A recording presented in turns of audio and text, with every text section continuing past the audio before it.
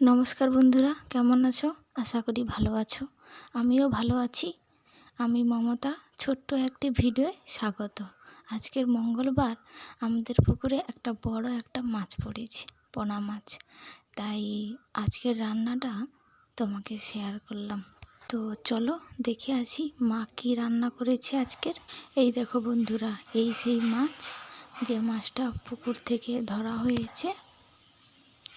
তো চলো দেখে আসি মা কী রান্না করেছে। মা রান্না করেছে পোনা মাছ, আলু, কচু দিয়ে তরকারি, আর করেছে শাকের ভাজা। এই শাকটার নাম যে গেরিয়া শাক, এর ভাজা, আর এপাশে কলা ভাজা।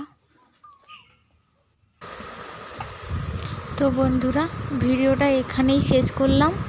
আর যদি ভালো লাগে লাইক, কমেন্ট, শেয়ার, সাবস্ক্রাইব করে পাশে থাকবেন। ভালো থাকবেন, সুস্থ থাকবেন। ধন্যবাদ।